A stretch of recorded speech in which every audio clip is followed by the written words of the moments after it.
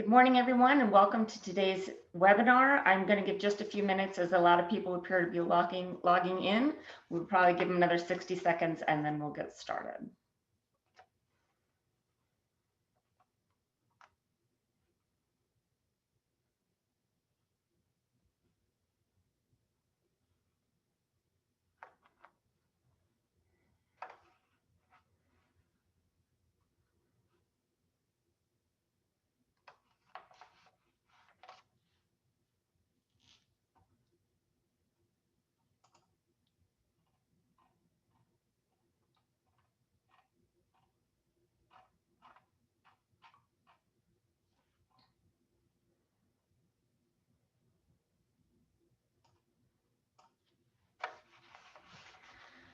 All right, I'm going to get us started. I'm going to open today by acknowledging that UCLA is a land-grant institution, and here at UCLA, we pay tribute to the Gabrielino and Tongva peoples as the traditional caretakers of the Los Angeles Basin and the South Channel Islands.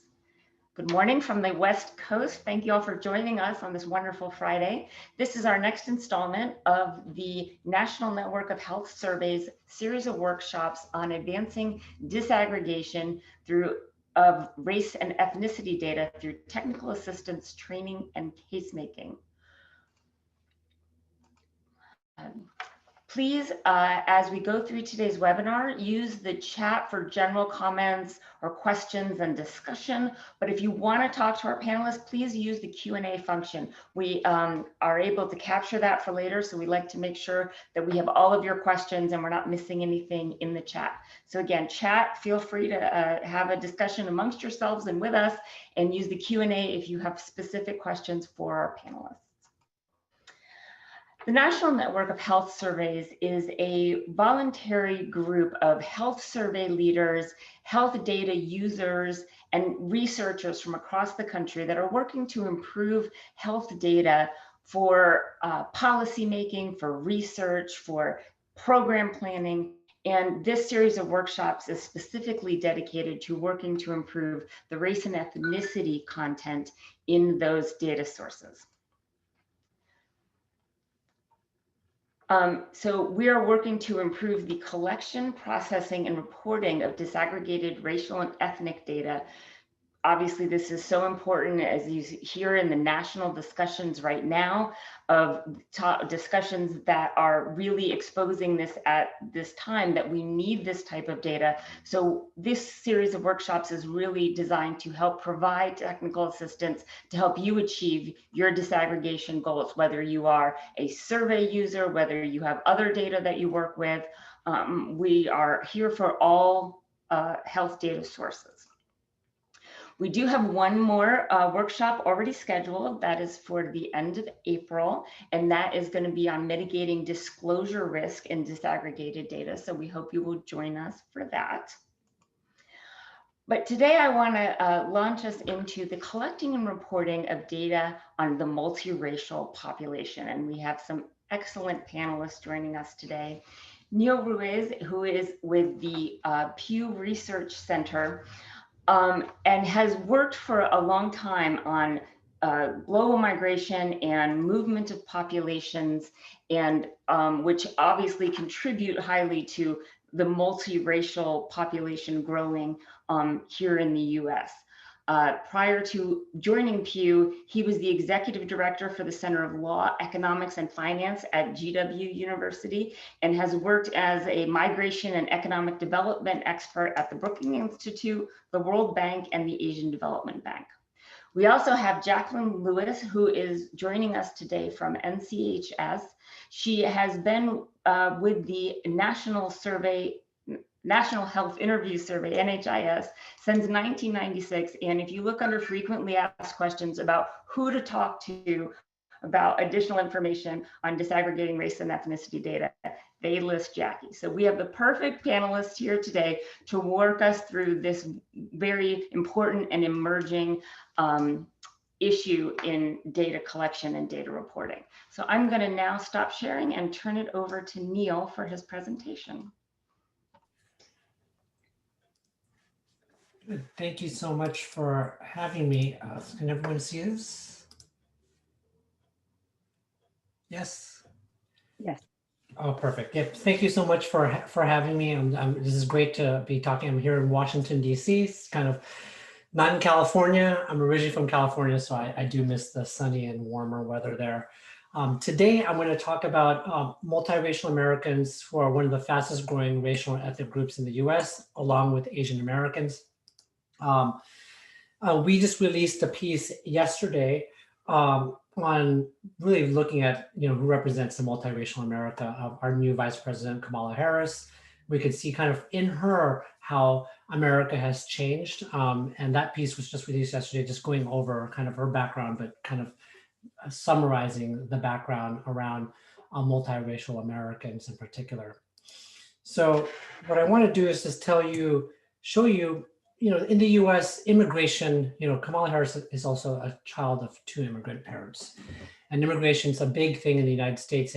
We've gone through three main waves, where in the 1800s and late early 1900s, you had two different waves of northwest European migration, and then Southeast European migration. And then the most recent, since 1965 Immigration and Nationality Act, we had the modern wave of migration, where you have many people coming from Southeast Asia and Latin America. So right now, if you look at the data on new immigrant arrivals, Asians actually have outnumbered Hispanics since 2010. So there are actually more new arrival immigrants coming from Asia than from Latin America or the Caribbean. And what's interesting is that when you look at Asian Americans, you see that they're made out of more than 19 Asian origin groups. But Chinese, Indian Americans, this is based on 2015 ACS, American Community Survey numbers. Indian Americans actually who Kamala Harris has her background, is actually the number one now, based on, if you look at the 1 year from the 2019 ACS. But this is based on 2015. You can see that Chinese, Indian, Filipino, Vietnamese, Korean, and Japanese are the largest. But you also have a lot of these smaller origin groups as well that have also a very different, diverse experience of coming into the United States. Some come as refugees, like those who are Hmong, Laotian, or Cambodia, and others like Indian Americans come in as selected as high-skilled immigrants. Also, Black immigration. Black immigrants in the United States also is a rising population as well. You see that since 1980, you saw a huge jump in the number of Black immigrants coming into the United States. And the most popular country is those coming from Jamaica, followed by Haiti, Nigeria, and Ethiopia. And what's interesting here is that actually Black immigrants have a very different also demographic, different from, sorry, I'm missing that slide, but a bit different from the general Black population, where a lot of Black immigrants actually are more highly educated and have higher income as well. So most Asian adults in the US, you could see here, are foreign born, compared to Hispanics, Blacks, and whites. You can see that large majority of Asians, and then you see Hispanics as well. But you also see about 12% based on 2016 numbers of foreign born among Black Americans. Again, going back to the Asian population, the fastest growing group in the racial and ethnic group in the United States, you see that it's soaring, has really grown by more than 72% since 2000. And also Asian Americans, again, as I said earlier, very diverse group. And you can see that Indian Americans have the highest racial and ethnic income, median household income, whereas you see other groups like those Burmese and Nepalese much lower end in the income, median household income. So really, it's again, not, I just want to emphasize, it's not a model minority, it's a diverse racial ethnic group. But now let me turn to multiracial Americans. So you could see, in the US, intermarriage is playing a big role. Since 1980, you saw a steady rise in intermarriage in the US. So you can see here among all married people how it has grown, but also among newlyweds, you see that it has really grown in terms of percentage of Americans who are intermarried. And you could also see the children. Multiracial babies are also on the rise. You see here from 1970 all the way to 2013, this huge jump of percentage of children younger than 1 year old who are multiracial among those living with two parents. And since in 2015, we did a survey at Pew Research Center of about more than 1,500 multiracial Americans aged 18 and over. And this survey basically, we identified after contacting and collecting basic demographic information from about 21,000 adults nationwide to narrow to this sample, this national representative sample. And what we found was that about 7% of US adults could be considered multiracial in 2015. And you could see how are they multiracial? You see that 2.6% are multiracial based on grandparents, 2.9% are multiracial based on parents, and 1.4% are those who choose two or more races to self-describe themselves. Most multiracial adults are biracial. So you can see 89% identify with two races, about 10% with three races, and about 0.5% four or more. And this is a breakdown of what groups of multiracial adults are the most identified. So you can see that white and American Indian biracial adults are the largest multiracial group, about 50%. And you also have 12% of Black and American Indian, and white Black biracial are about 11%. You can see about white Black American Indian is about 6%. And then when it comes to racial identity, we noticed the findings that we had is that it's actually quite fluid. So we asked this question about with adults with a multiracial background who said that they are two or more races, about 29% previously thought of themselves as one race, and about 69% always thought of themselves as two or more races. And then among adults with a multiracial background who said they are only one race, 29% said they previously thought of themselves as two or more races, and about 70% always thought of themselves as one race. So you can see it just tells us that multiracial adults in the US actually can change their identities, whether they identify with one or multiple identities. And in 2015, most adults with a multiracial background didn't consider themselves multiracial. So you can see it also varies by how they identified as multiracial. We noticed that those who self-identify as multiracial, of course, 63% identified as multiracial, and then 36% did not identify as multiracial. And you can see it varies with those who are identified by their grandparents as multiracial or by their parental background. So you can see that of all adults with multiracial backgrounds who did or did not consider themselves multiracial based on whether their background included two or more races is reported. It matters and how they're reported, whether they're through self or parent or the grandparents. And we noticed in our survey findings that majorities of multiracial adults saw themselves as more open to an understanding of other cultures.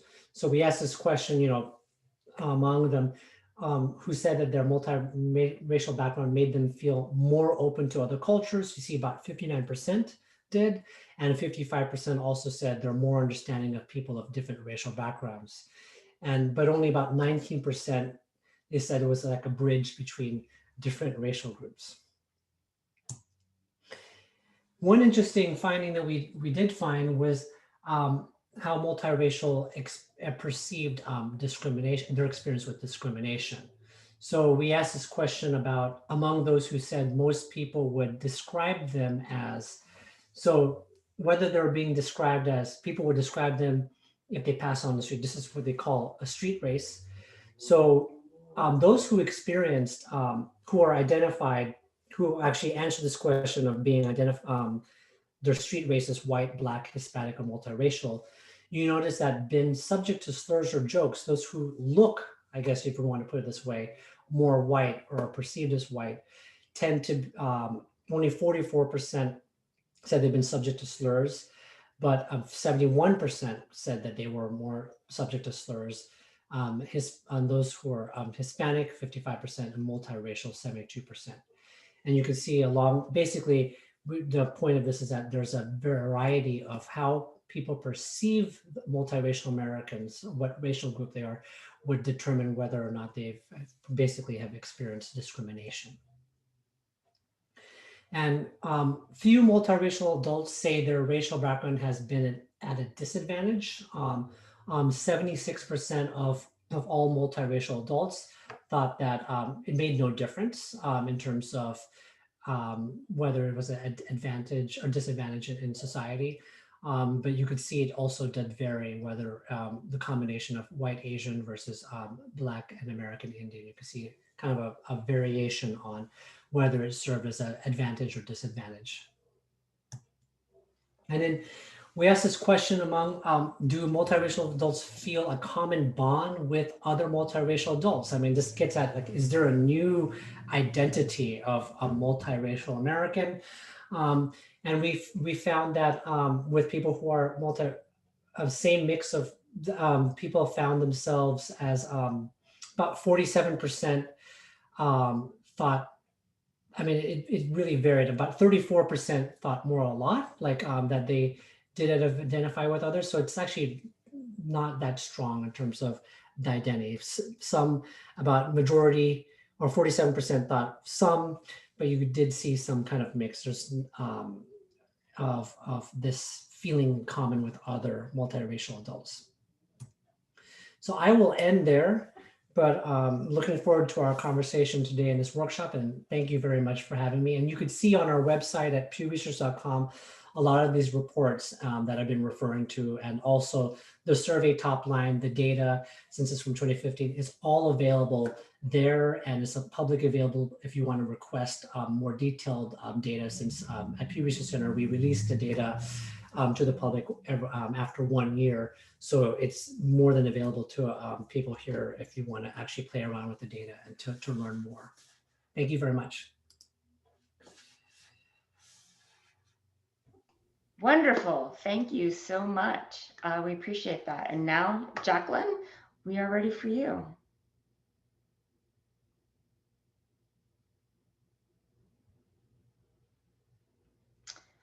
Jacqueline, I'm sorry, can you hear me? Yeah, we can hear you. Okay. All right. Let me share my screen. Okay, let me do this. Let me do this.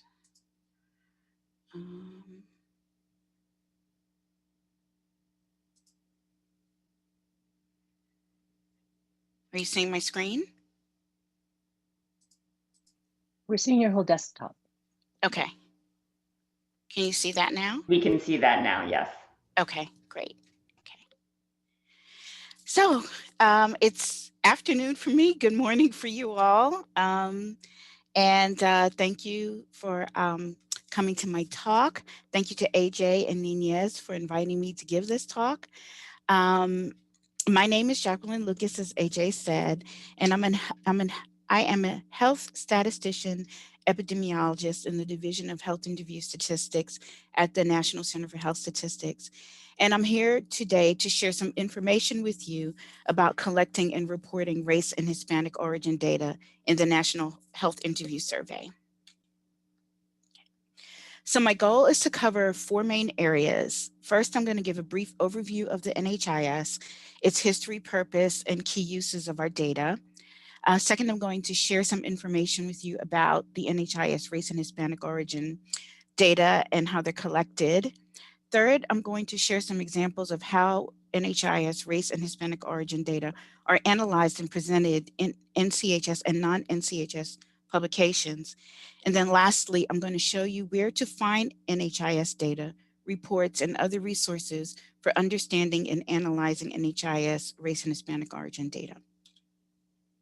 So what is the NHIS? The NHIS is one of the largest general health surveys in the United States and has been fielded continuously since 1957.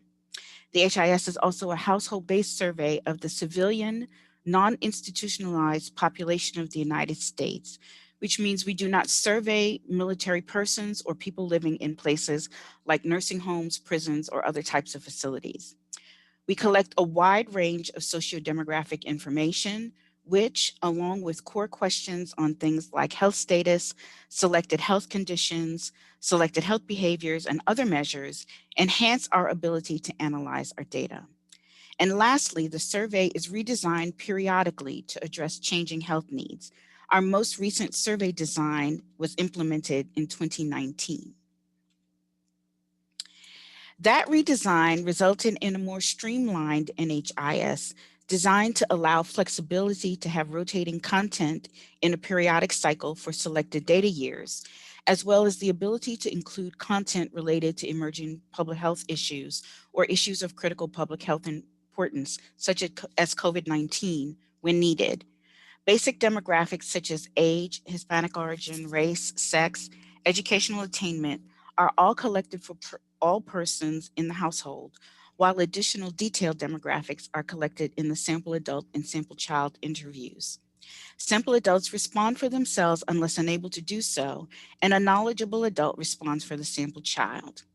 We collect information on such a wide range of topics such as functioning and disability, family income, health insurance, selected health conditions, and health behaviors, which are collected as rotating content. We also have questions on mental health. Hey, Jackie, I'm sorry to interrupt for just a quick second, but we can see like your preview screen and we'd really love to see the main slide nice and big. Well, that's what I was asking you. Oh, sorry. If you were, so let me stop. Sorry, stop I didn't sharing. mean to interrupt. That's why I asked you which screen you were seeing. Well, we were seeing your slides, but we're seeing your whole like preview rather than just. We're seeing presenter view, Jackie. Right, We're that's what I was presenter view. Yeah, asking. sorry. Okay, so let me, I'm sorry, I wish you had said that to me. Okay.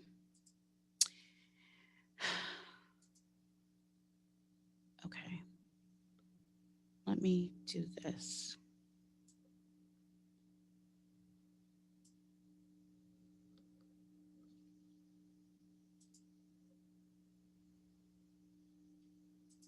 Okay, what are you seeing now? Why don't you hit slideshow from current? Yeah. What are you seeing now? No, it's still presenter view. Okay.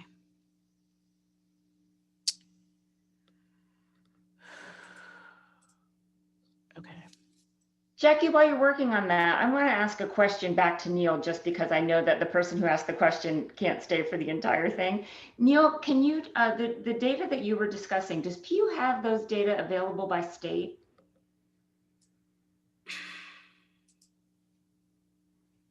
We do have the information, but we don't have enough. We don't have it published by states.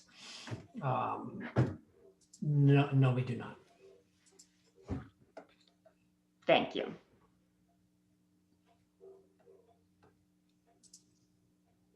But I'll put a link in the chat with the link to the report so people could see it. Great, thank you. Okay.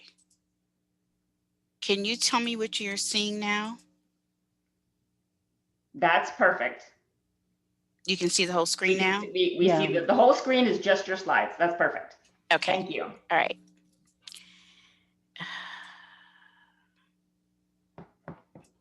Because of the high quality of the data that the HIS collects, we can provide objective scientific data for the Department of Health and Human Services to use in developing health policy. Many of the estimates that come from HIS data are considered gold standard measures for federal and private surveys and are used for benchmarking and adjusting estimates. We can maintain a large sample size that allows us to create both quarterly and annual estimates for many population groups. And because we have been in existence for a long time, we are able to maximize stability, creating trend data that are reliable.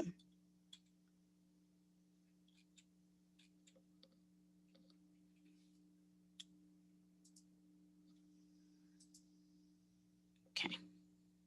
So how do we collect race, Hispanic origin and related data in the HIS. I just want to spend a few minutes talking with you about how race and Hispanic origin questions have evolved in the HIS.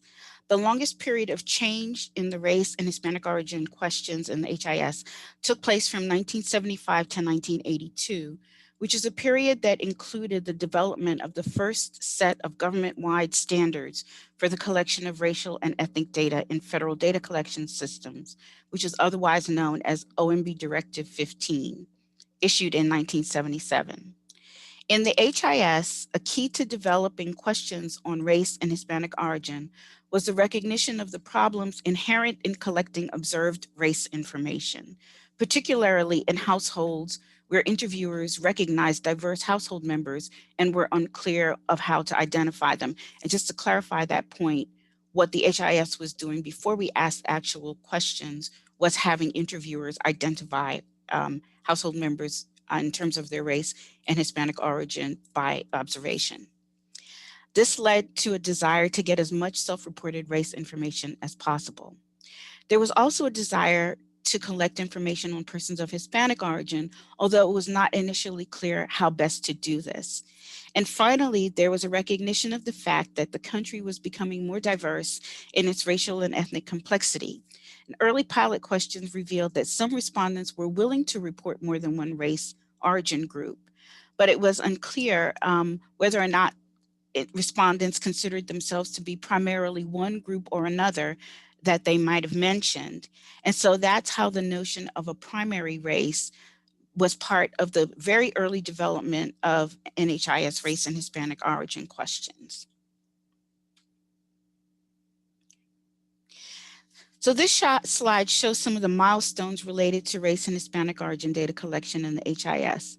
The green text reflects when federal standards were issued by OMB, initially in 1977 and then updated in 1997, 20 years later. The blue text shows some of the HIS survey changes, and the brown text shows some changes in response categories. The HIS allowed respondents to report more than one race since 1975, which was the first year that there were actual questions on the survey, and since 1982 for all household members. The HIS has asked a two-part race question. Well, it asked a two-part race question from 1982 to 2019. The Hispanic origin question preceded the race question beginning in 1992. And then this timeline also shows some points at which the HIS did oversampling, which is a method of selecting households at a higher rate based on selected criteria, whether it be screening or population density, and is designed to increase the reliability of estimates for population groups. This method was implemented in the HIS as follows. In 1985, we oversampled Black households. In 1995, we oversampled Hispanic and Latino households in addition to Black households. And then in 2006, we oversampled Asian households in addition to Black and Hispanic Latino households. We started collecting detailed Asian groups beginning in the 1992 HIS, and we fully implemented the revised OMB standards in the 1999 HIS.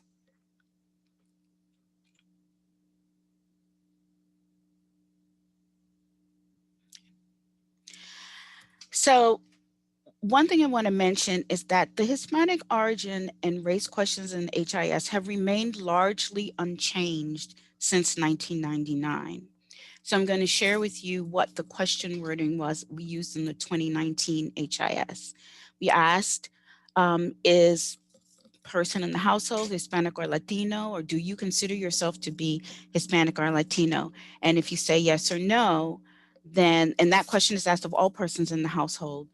If you say yes, then you get a question that's asked only of sample adults and sample children, which is, what is your Hispanic or Latino ancestry or origin? And you can give one of respondents are offered one of the groups listed here. In terms of the race question we asked, We asked, what race or races do you consider yourself to be? Please select one or more of these categories. The categories that are listed here are the ones that are given to all persons in the household. And then there's a question that asked after that, which of these groups, that is, which of the groups that you gave more than one race, would you consider to be your primary race? The primary race question in the HIS was collected in 2019, but it was not placed on the data file, and it was dropped altogether from the questionnaire in 2020. And I'll explain a little bit about that in a minute. So in the 2019 HIS, we made some changes to the Hispanic origin response categories, namely that we split Central American and South American into two separate categories, whereas previously in the HIS, they were a combined category, as you see here. And in terms of the race question, in 2019, we had a Pacific Islander category and an Asian category in the household roster for all respondents. Previously, we had offered all of the Pacific Islander groups and all of the Asian groups to all persons in the household. Starting in 2019, the detailed groups are asked only of sample adults and sample children, which is explained here.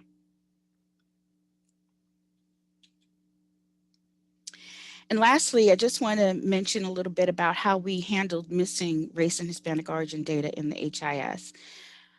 Starting in 2019, refused, don't know, not ascertained responses are allowed, and there's no imputation of missing data. Previously, we imputed refused, don't know, or not ascertained responses, and we also imputed other race responses in the race question, which was consistent with how census procedures for the modified race and ethnicity data file were conducted. And I just want to mention, because we often get asked, what was the percentage of race and Hispanic origin data that got imputed? For Hispanic origin, it was less than 1%. And for race, less than 5%. So how are HIS data tabulated and shown in publications?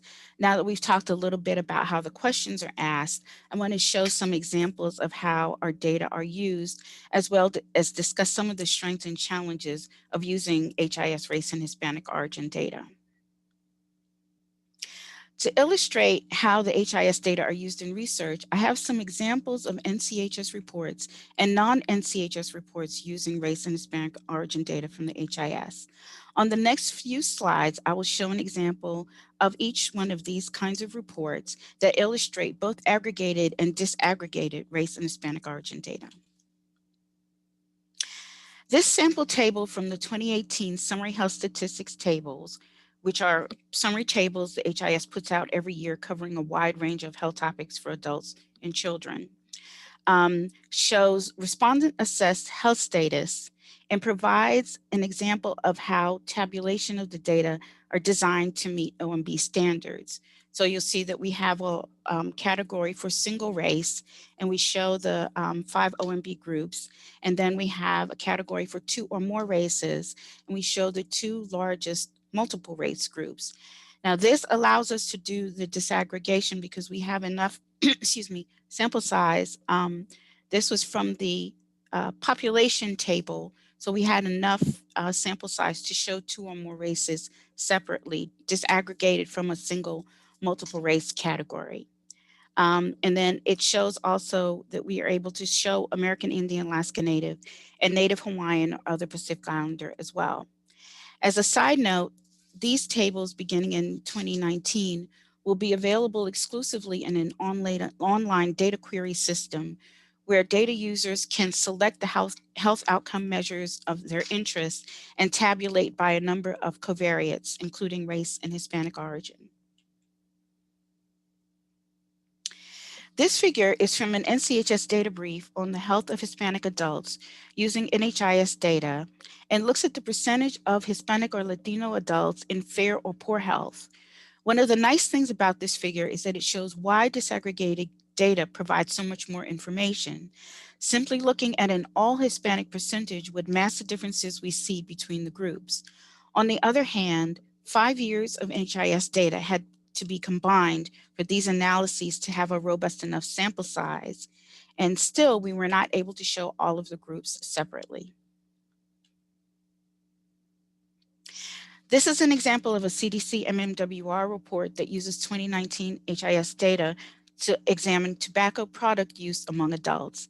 Of note here is that in addition to using a combined race and Hispanic origin measure, NHPI is not shown separately, but included in the other not Hispanic category because the NHPI group is too small to be shown separately for this measure.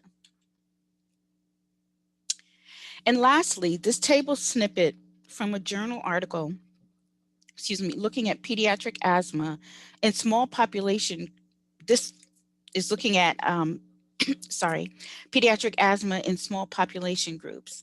In these analyses, the authors were able to disaggregate some Asian detail and to show a multiple race category separately.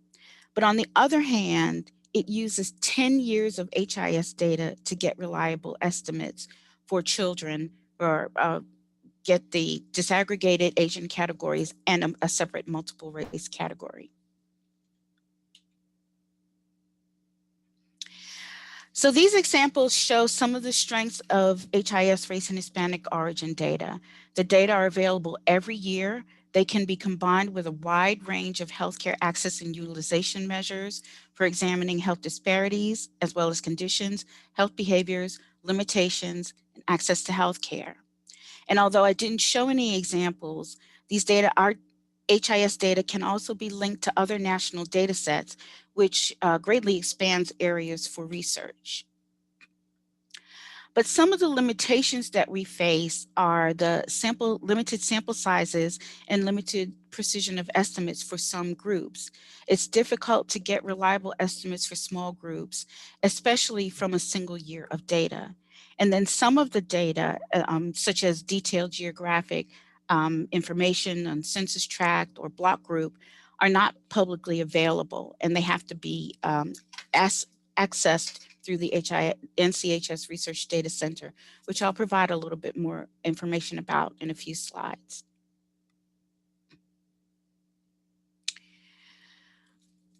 Some of the challenges that we face in collecting and analyzing data on race and Hispanic origin in HIS include the fact that small, highly clustered or dispersed populations limit our ability to make disaggregated data publicly available and to conduct analysis using a single year of data. And I think the examples that I shared with you kind of illustrate that. Federal standards call for collecting race and Hispanic origin separately, but the reality is that the practical application of this in countries in Latin America doesn't always work the way we think it does. And by this, I mean that many Hispanic or Latino persons see their Hispanic or Latino identity as their race and do not respond to the race question on the census, HIS, and other surveys. We also have the challenge of balancing changing data needs in other areas. For example, in the 2019 HIS, we made the decision to release greater geographic detail because that's something our data users had been asking for quite a while. However, our internal data review revealed that releasing greater geographic detail in combination with detailed Hispanic or Latino data or detailed race data would pose a significant disclosure risk. So this slide shows what we ended up with on our 2019 public use data file, which is that we have a single category that says Hispanic, meaning including Mexican and Mexican American, and then Hispanic, all other groups. And on the right hand side of this slide, it shows that in previous years of HIS, we had been able to release considerable more detail on Hispanic or Latino groups. And because of the situation that I just explained with releasing greater geographic detail in 2019, we can no longer do that. Same thing, a similar issue with race. In the past, we released a separate multiple race category, and we had the single race groups on the public use data file. We weren't able to release all of the data, but we were able to create a public use variable that analysts could use in their research that had a separate multiple race category. However, in 2019, we were no longer able to release a separate multiple race category. So what we did was have an American Indian Alaska Native only, and the American Indian and Alaska Native in combination with any other group. And the reason that we did this is that American Indian is the group that appears most frequently in combination with another group in the HIS. And so we show those two categories separately and then combine all other single and multiple races. So how do we address these challenges? In terms of our data collection, as I mentioned earlier, we've done oversampling in the past for Black, Hispanic, Latino, and Asian households. And we stopped doing that, however, in 2016. We've also done special surveys in the past when possible. For example, in 2014, we did a special NHPI HIS survey that focused only on collecting data for Native Hawaiian and Pacific Islander groups. In terms of our data analysis, we combine years of data to increase sample size, and that happens very frequently, as I showed you in some of the examples of analyses of our data. And then we also have been considering some alternative or innovative techniques for doing small group analysis. An example of this is that the RAND Corporation developed something called a statistical technique called the Kalman filter, which allows surveys to do analysis for small population groups, not having to combine such a large number of years of data and still get robust estimates. And the other thing that we can do is facilitate access to the Research Data Center. That gets me to explaining to you how to find HIS data. Okay. This is our HIS website. I'm sorry, my timer is up. This is our HIS website, and shows here on the left, you see this arrow where you can get to our questionnaires, data sets, and related documentation. If you open that page up, it shows you where to find our 2019 HIS. The questionnaires are out for the 2020 HIS. The data are not yet available. And then you can access prior years of HIS data as well.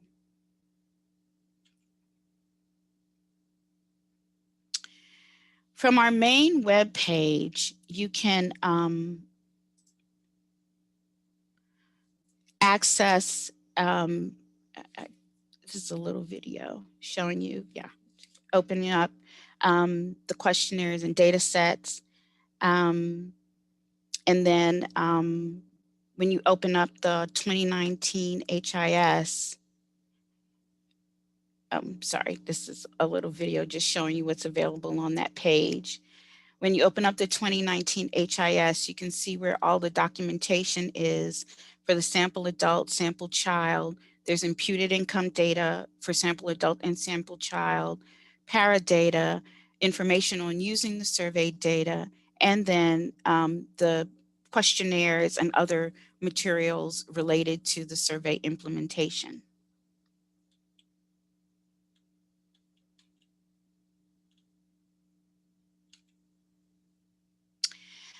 The Research Data Center is where you would go to get access to restricted HIS data. It's currently closed due to the pandemic, but they are still accepting proposals for using HIS data and allow updates for existing researchers who have existing proposals with the Research Data Center. But this is the process that you would have to go through if you wanted to get access to restricted use data. Now, one of the nice things that the HIS has done beginning in 2019 is that we've actually made a code book for restricted use variables in the HIS available for our data users. And what this allows users to do is to see what the restricted variable response categories look like so they can determine what works for their analyses. And what you can see here, as I have on the screen, is what the detailed Hispanic origin response categories look like for 2019, even though they're not on the public use data file. So if these response categories meet the research needs of a particular analyst, they can request this on a file through the Research Data Center. Okay. Here are some additional resources about federal race and Hispanic origin data collection. There are links to the original OMB Directive 15, as well as the revised standards and the guidance on the implementation of the 1997 revised standards.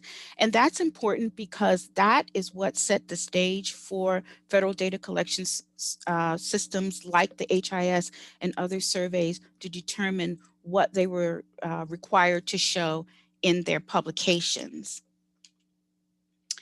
If you would like additional information about NCHS data sets, here's where you would contact someone. If you would like to subscribe to HIS listserv, the link is here, and then you can contact the Research Data Center at this email address. And if you have any questions or want additional information related to this presentation, you can contact me at this email address. And I apologize for my flubbing my slides. That's it. No apologies needed at all. We all have those technical hiccups every once in a while. It has gone great and the presentation was wonderful. Thank you so much. All right, we are now going to get to questions and answers. Again, if you have any questions, please use our Q&A function and we are going to open it up and get to those right now with our panelists.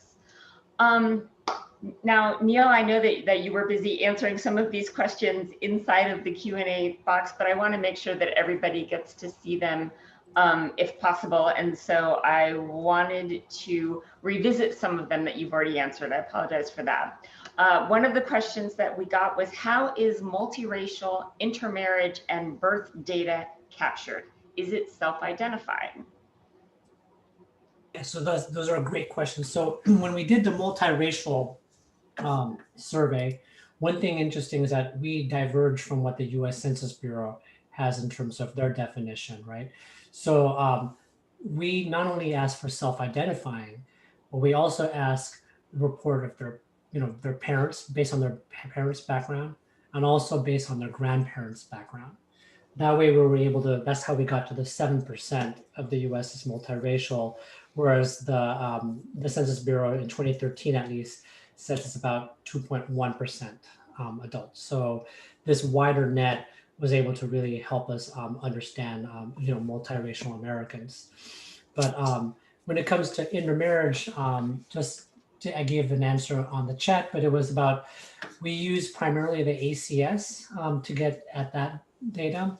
And but 1980 is only when you started getting Hispanic or things that you could identify that were asked in the census. And so we had to go retroactively, and one of our demographers went backwards to back estimate back into the 60s and 70s intermarriage rate. So that's kind of, it's the ACS, the census, that's the data, but some methodology that demographer did to get there. I think that answers the questions, right? All right, thank you very much. Next question. Because of the smaller sample sizes of multiracial or disaggregated Asian American data, it's oftentimes unreliable even at larger geographic levels. How do you recommend dealing with this issue? Report but inform audiences data may be unreliable, or not report estimates at all? I mean, that's a great question. That's a question we always deal with. So just to give you an idea of what we did when we do especially like our Asian American work, when you want to disaggregate the population, and you get to the really small populations like Hmong, Bhutanese, Burmese, what we do is that instead of taking a 1-year file of the American Community Survey, we put together a 3-year, we construct a 3-year data set. That way we could have a wider kind of way of getting at the population, the smaller populations that may be too small to report or unreliable. So that's kind of what we do, at least to be able to deal with the harder to reach hard populations estimates. Did you want me to also answer? Yeah, I was just going to ask if you wanted to contribute. Yes, go ahead. As I mentioned in the presentation, we are considering looking at some other possible techniques. I mean, the ideal situation would be to do a specialized survey the way we did with the NHPI HIS. It would be, we could do an Asian NHIS or a Hispanic Latino HIS, but the funding has to be available to do things like that. I mean, that's kind of the ideal way to do it. Although I have to tell you that even with the NHPI HIS,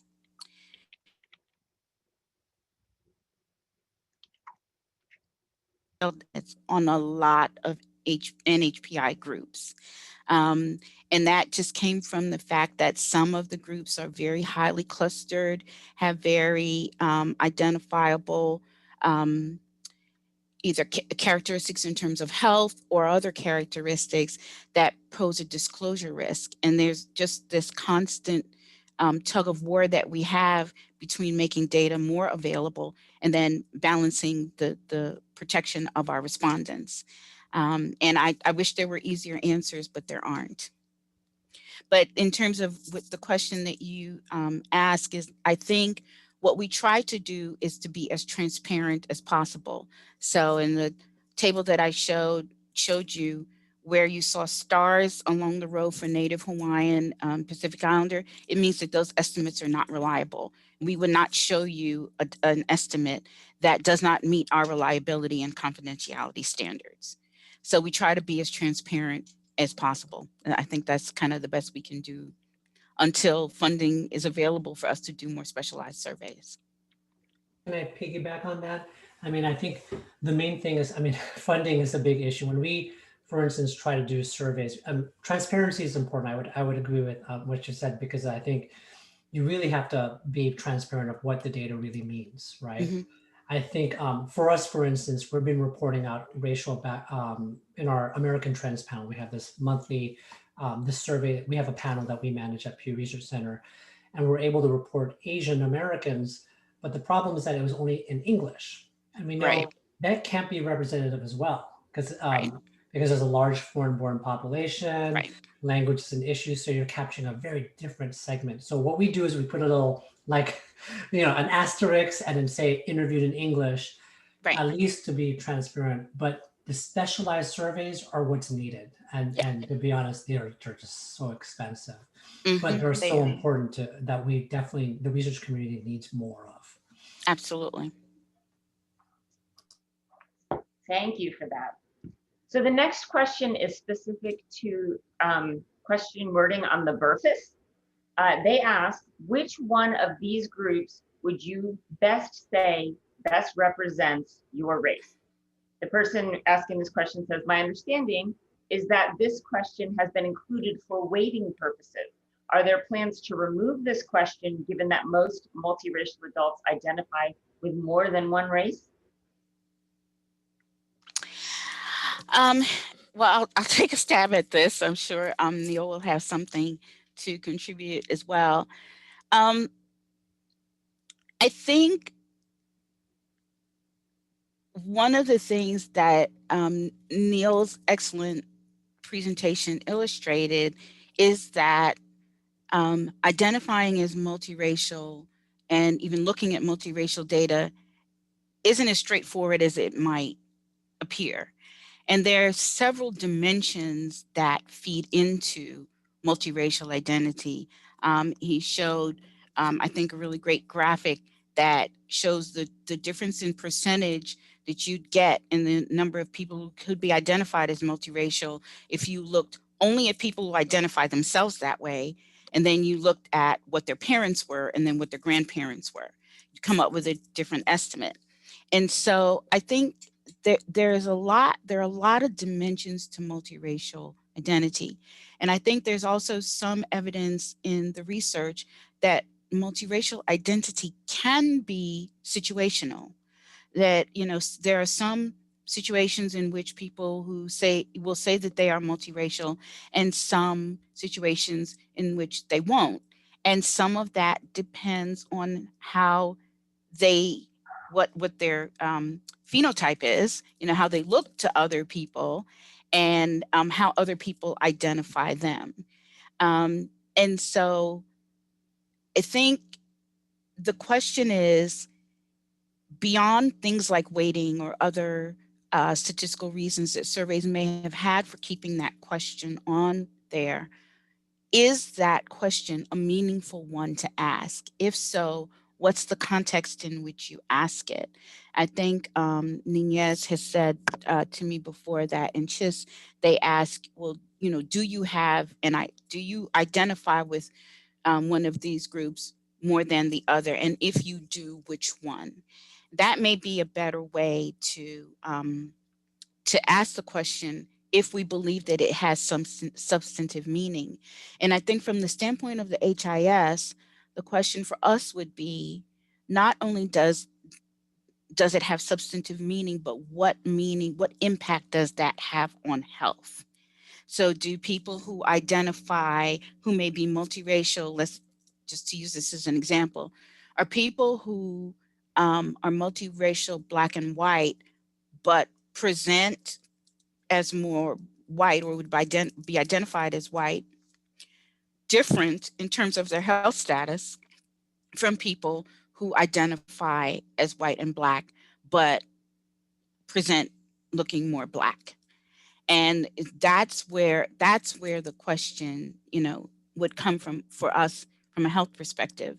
And I think we just don't have the research that tells us whether or not this, you know, identifying with more than one race group, but selecting the, you know, saying that you identify with one group in particular, we would need to explore more about what impact that has on health to be able to say that this is substantively and meaningfully a thing that we need to be measuring. Yeah, I mean, I would like to piggyback on what Jackie said. I mean, it's complicated, as we know. When we ask our questions, you know, that's what we ask about street race.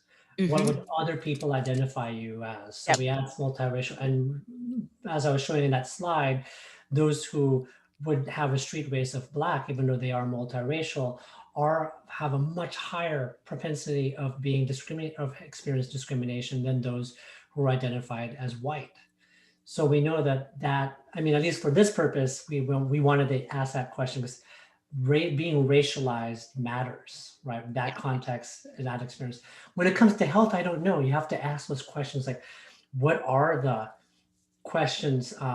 See, it's complicated, right? What would be important for multiracial Americans? Like, this is for discrimination purposes, but now the question is, what do you do for multiracial Americans? I mean, I think you have to think hard about that. Like, what are I agree with Jackie. You have to really think, like, what is the question, basically, or what are you looking for in terms of trying to understand? And just to piggyback on what you're saying, Neil, it is a question that we're struggling with right now, in part because as we start to explore issues around health equity and, you know, social determinants of health, one of the issues that has come up is how do we measure what respondents' experiences are with the healthcare system? Do they feel that they are getting adequate health care, that their questions are always answered? Do they feel that they're treated differently because of their race? And that, for multiracial respondents, means that we'd be asking them, what do you think you're perceived as when you go into the healthcare system, and not how you identify yourself? And so Yeah. those are the things that we're now trying to grapple with that. We're now trying to figure out, you know, how do we ask about that? Yeah. Thank you. That's an excellent point. I did also want to note that Dr. Ponce put in the chat function the current question wording for CHIS, if anybody specifically was interested in seeing that. Okay. The next question, what was the reason for moving away from imputation in the NHIS? I think largely it was a function of making the data more, let me say this the right way. I think it was a function largely of making the HIS as small and easy to use as possible. And also the fact that we didn't have a huge amount of imputation. Like, we were putting in a lot of effort to come up with a transparent imputation process for a comparatively small percentage of our survey sample. And so I think, you know, we made the decision, well, we're not going to do any imputation. That doesn't mean that it wouldn't come up for consideration again. It's just that when we got into the redesign, we decided that was not something we were going to put a huge amount of effort in, because it just wasn't, as I mentioned during the talk, for Hispanic origin and for the detailed Hispanic origin groups, it was less than 1%. And for the race question, it was less than 5%. And I would have to say that majority of missing data on the race question was Hispanic or Latino respondents.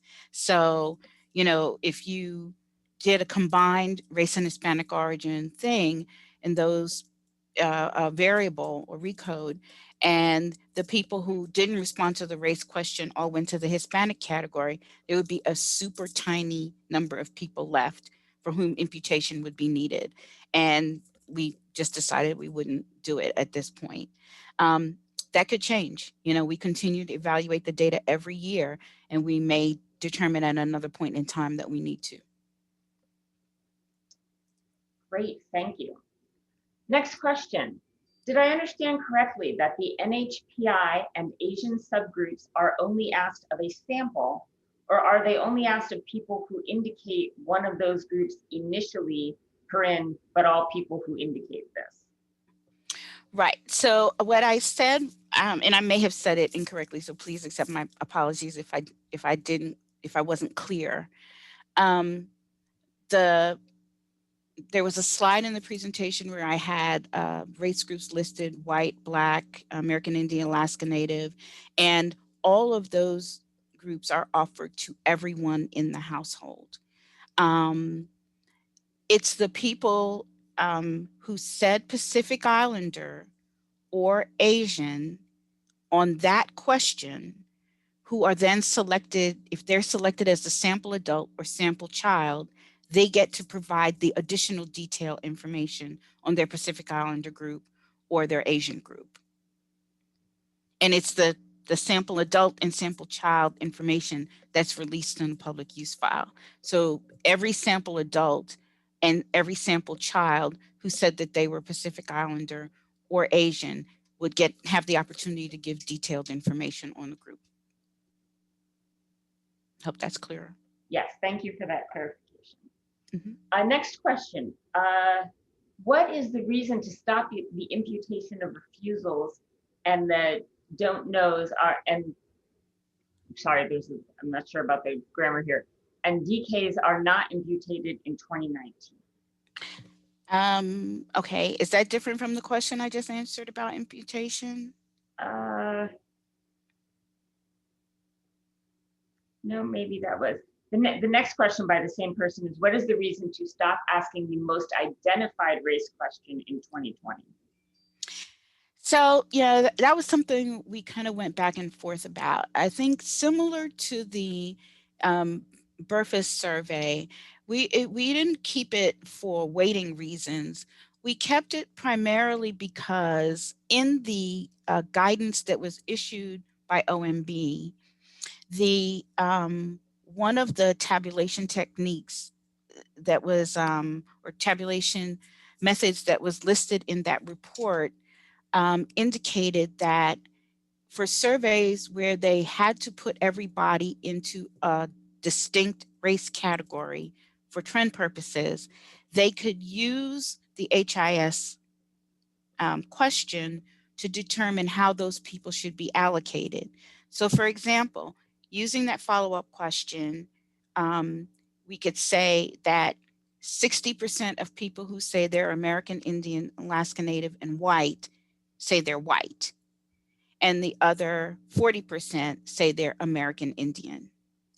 And that way, if you were making a decision about how to allocate, you could only have one group and you had to make a decision about how to allocate your data. You could use those fractions from the HIS because we had that question that allows you to do it. And you could determine how to allocate those people if you wanted to look at your trend data. And so what we had the question on the survey for was to allow us to bridge back to the old standards where we didn't collect multiple race information, and that would allow us to carry the trends forward. Well, we're now, 20 years out from when the standards were issued in 1997, more than 20 years out. And we are now in the process of developing new trend lines. So there isn't as much need to have the information on the survey, to have that follow-up question there for tabulation purposes. And so we made the decision not to include it. But as I've said, there may be some substantive value to the question. And I think we have to look a little bit more closely at whether or not that would be something appropriate for us to consider for the future. Great, thank you. Next question. Many people are fearful of racial discrimination and often underreport racial identity or go by the so-called street race, such as Middle Easterners, Indigenous, certain Hispanics, etc., identifying as white. South Asians that identify as more appropriate, culturally, quote, preferable races that sometimes indistinguishable to outsiders, etc. Others claim white if they quote unquote pass for white or simply don't look stereotypically brown. How is this addressed or compensated for?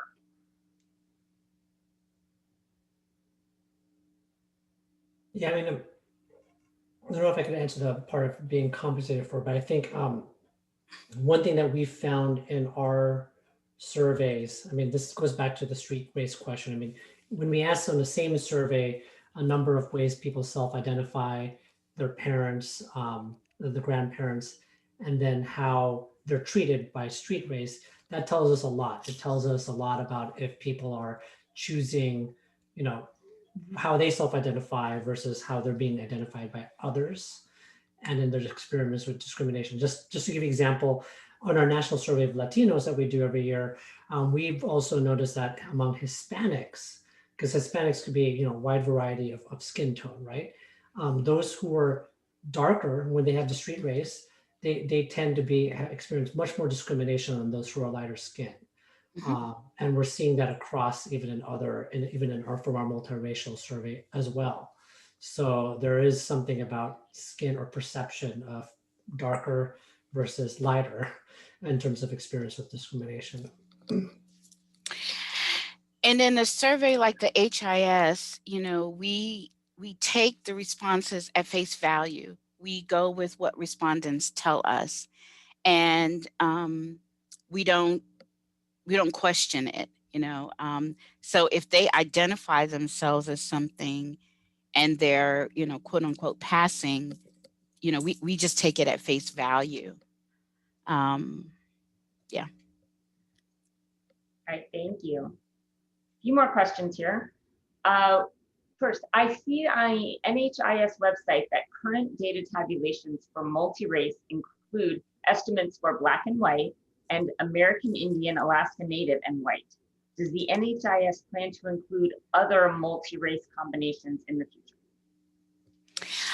So I think I mentioned, and if I didn't, please forgive me, that the reason why we show multi-race Black African American and white, and American Indian, Alaska Native and white, is because those are the two largest populations for adults, and may also be the case for children. I think whether or not we're able to show additional combinations in the future will depend on what the sample sizes look like and whether or not the estimates for any given outcome meet our standards for data reliability and confidentiality. We have considered in the past, and may consider again, doing a report where we combined some years of data and look at a breakout of the multiracial population, because there's not a lot of data that looks at the health of the multiracial population and of the health of multiracial adults and children. And so it might be worth it for us to consider doing that. Great. Next question. What is the best, most ideal way to report data by race in populations where most individuals are multiracial? This is currently the case in Hawaii and will soon become the case in many more communities across the country. I mean, that's a great question. So going back to, I just put it in the chat. We did have one part of analysis that broke down the states. So I put that link there where we did have a little bit of multiracial Americans by state. Hawaii is the most, where you see that about nearly a quarter of the population of Hawaii identifies as multiracial. I would say I like what we did at Pew Research, and I know I'm biased. Like, you're going to have how they self-identify. You're going to have to ask questions about, their parents' background and then their grandparents, and that could give you a more nuanced, I think, perspective. Like if they self-identify with it, but if you have two parents of different races, but they don't self-identify. I mean, I think that would be interesting practice I would say, for reporting out, like a place like Hawaii.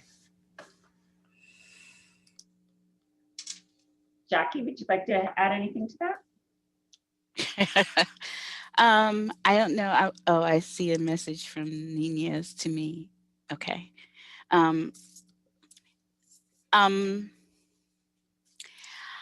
I don't know.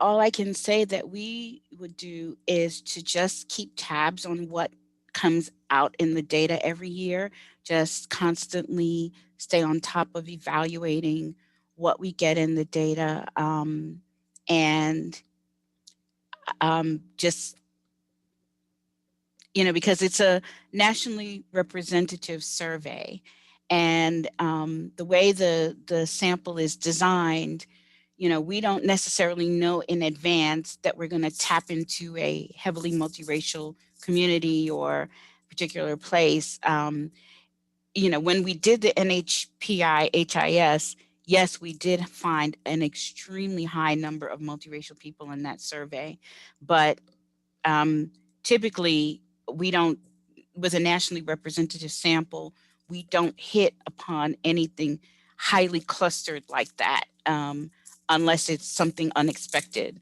when the sample is drawn. And so the only thing we can do is take a look at it and, just kind of keep monitoring it.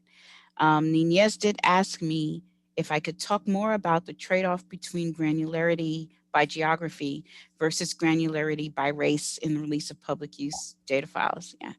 Could there be a public use data file with more race ethnicity granulation? And yeah, I mean, this was a thing that I talked about near the end of my presentation, that for 2019, we did have to make that trade-off. And just one of the things I want to explain is that, there's what we have ambitions of doing as a data system. We always want to make the most amount of data available to our users. We want our users to have a field day and do whatever analyses that, as much as they want to do with the data, we want to make possible for you all. But we don't get to be the final deciders of that.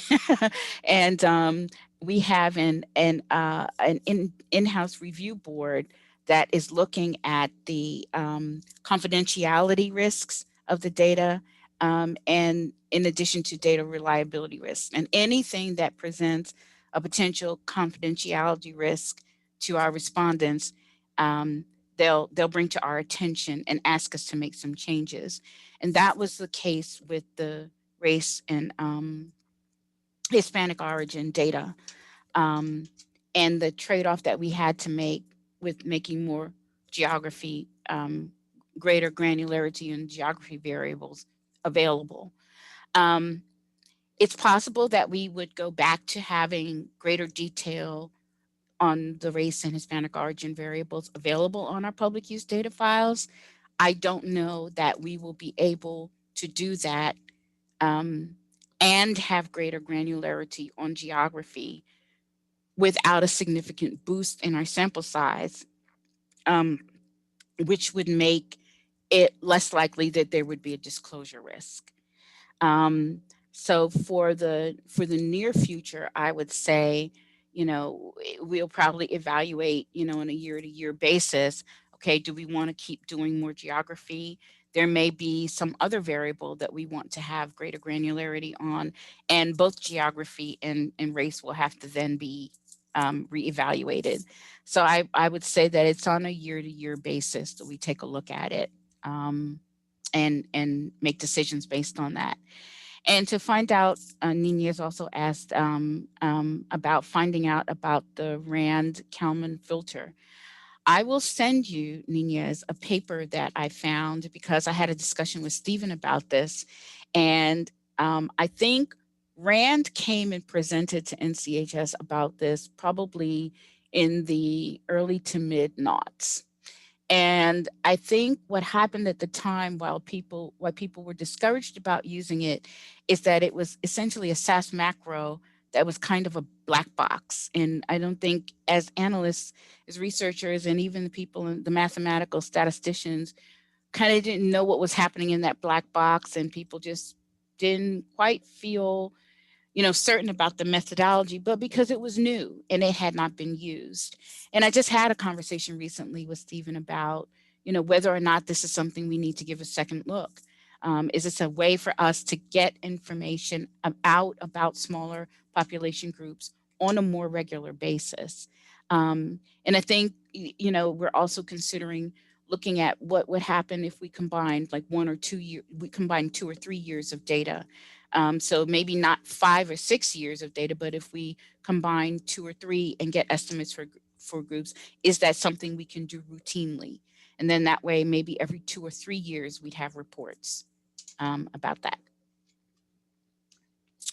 Great, thank you. Question for both of you. In the data sources that you're using, are veterans' current military or military backgrounds captured? I'm sorry, could you repeat that? Sure. Are in the data sources that you're working with, are veterans' current military or military backgrounds captured? Yes, in the HIS, we do have, we do collect information on military background. We typically do not include currently serving military in the HIS, but we certainly have information on veterans.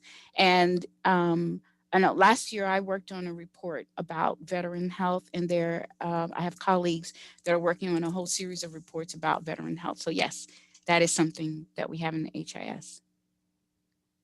And we're captured in the multiracial survey. I don't believe we did not have that question there, but we do have, Pew Research Center, we have done specialized actual military and veteran actual surveys, and it actually did show we did have breaks on the racial background and the demographic profiles of US veterans. So I'll link that here. I'll put a link for everyone. There's a question in the about the fluidity of multiracial identity, and what are the situations in which we see fluidity of multiracial identity.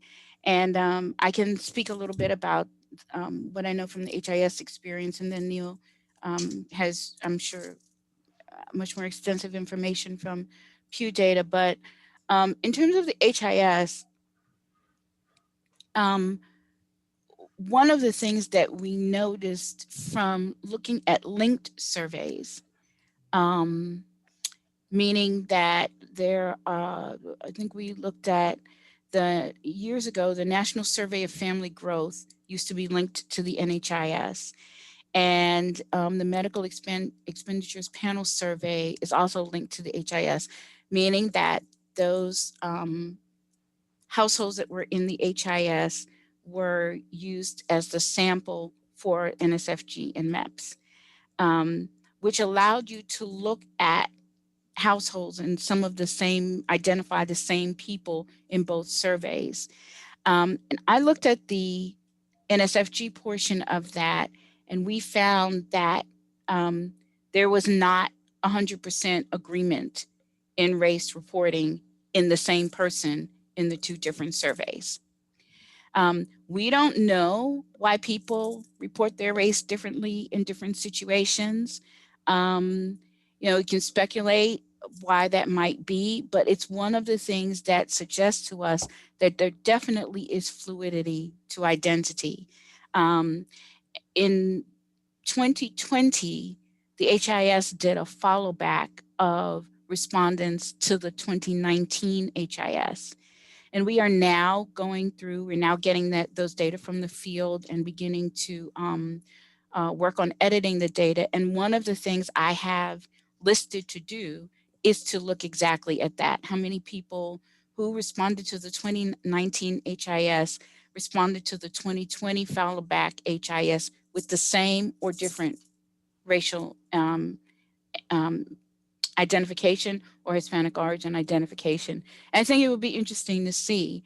And what I know anecdotally about this is that one of the things that can influence how people identify their race is whether or not they see either perceived risk or perceived benefit to identifying one way or the other. So say, for example, you're applying for a scholarship. You're in school and you're applying for a scholarship that is being directed at a minority group that is part of your identity. Then you may be more inclined to identify with that group to make your eligibility for that particular scholarship. Alternatively, if you're in a situation where you feel that there's some risk to your identifying by a particular group, say Middle Eastern or Latino, then you may simply just say, I'm white, and leave it at that. And so that's my my limited experience. If you want to, I know, Neil, you have much more. Neil? Okay. Yeah. Yeah, I don't think I have too much to add, but I think going back to what we saw, identity is so fluid. I mean, I know this is we don't want to make it a cop-out answer, but to capture that dynamic is interesting. Thinking of ways of how do we capture in our survey instruments the dynamism, especially multiracial Americans. I mean, it's all, we're so used to these static categories, and it's a dynamic category. So how do we actually capture that? And then we have what we just talked about during this whole session. People have perceived what your racial identity is, and they treat you that way. And then they have self-identifying. And then we also have many other things that we're talking about: health outcomes. We're talking about, how you're perceived by your teachers, or and that it determines your success, like as a child, or your self-esteem. So I think that those are many things that we just have to, this is an area that we need to do more research on. That's all I want to say. Great. We have one last question that I think is an excellent one for us to end on. What are the ways that those of us working with data on the local, state, and community level can engage in and inform the decision-making on how race and ethnicity and multi-race data are collected at the federal level? That's a great question. So the standards by which federal surveys operate come from OMB. And typically when OMB is going through any kind of review process of those standards, it's the statistical standards for data policy, I think is the area on the OMB website where they normally have the standards for collecting data related to race and ethnicity.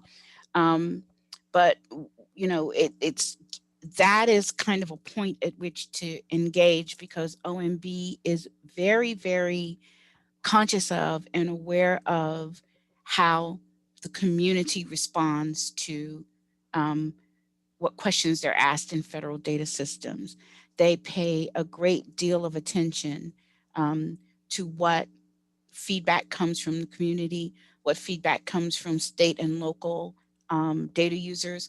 When the 1997 standards were being issued, there was a whole portion of the tabulation guidelines that were focused at state and local governments because their data needs were very different from what happens at the federal level, and their ability to change quickly was very different.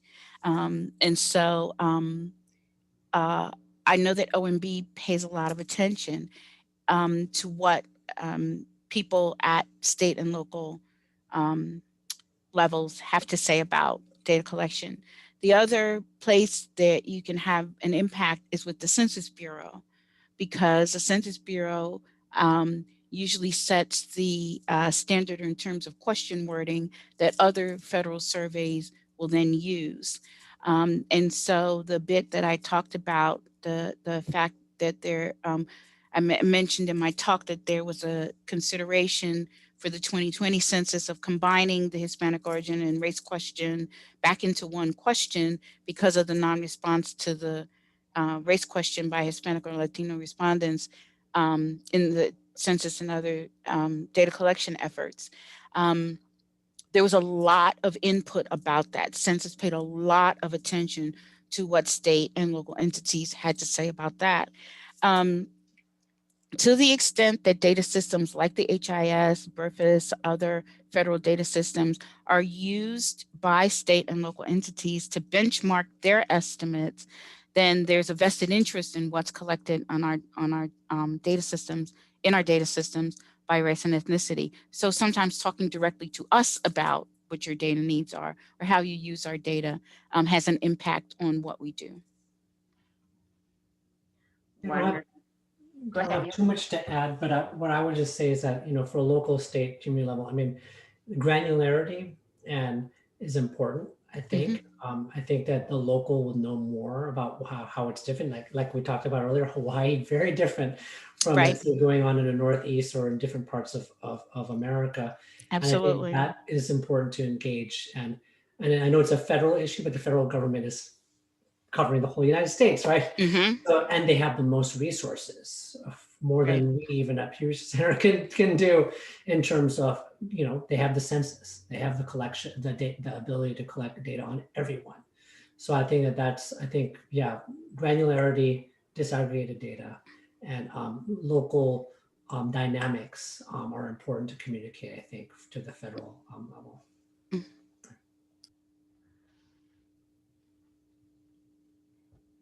Inez, are you jumping in? Yeah. Sorry, we have 2 minutes. You know, with COVID-19, there's rates.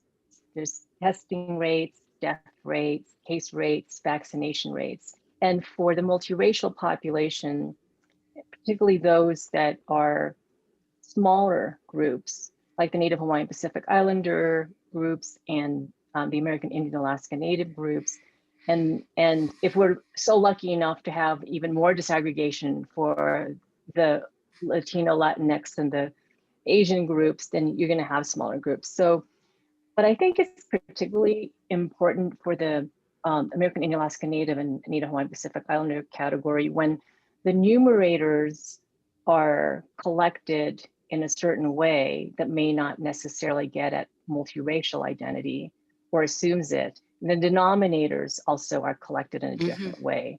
So what happens with these rates are you could get some artificially, and plus there's a whole undercount, right? That's been raised for both the AIA and the NHPI. population. But so if you have a small denominator, like if you only do, say, NHPI only as a denominator, but yet the numerator has NHPI and folks, and that, yeah, saying I'm NHPI and I'm multiracial, you get this artificially high rates of, say, vaccination rates that then have policy implications of, oh, then we don't have to focus resources, say, on that community. So sorry to end with this, but I think it's also not just surveys, but then the use, it's these public health data ecosystems where there isn't a uniform way, particularly for multi, where the numerator and the denominator then convey different identities, and then could also then lead to misinterpretation of rates that have policy consequences. And sorry, I'm ending with that, but just that this is something to think about. Yeah. All right, well, thank you very much. Thank you so much to our wonderful panelists today. Thank you very much for the engaging conversation. For those of you who participated, you can check out the recording of this session and the slide presentations on our website. You can also go there and please fill out our post-workshop website. We want to hear more about topics that you want covered, and particularly any real hands-on technical assistance that you might be interested in us trying to put together a workshop for. We'd really love to hear from you, so please do that. As a reminder, our next presentation is April 30th. We're going to be talking about mitigating disclosure risk, and we'd love to have you join us for that. So, and keep in tune. If we do schedule more workshops, we will be sending out additional announcements through our workshop. If you have any questions or comments about today's workshop, please contact me at any time. And if you'd like more information on the network, I'd be happy to send that to you as well. Thank you very much, everybody. Have a great Friday and a wonderful weekend.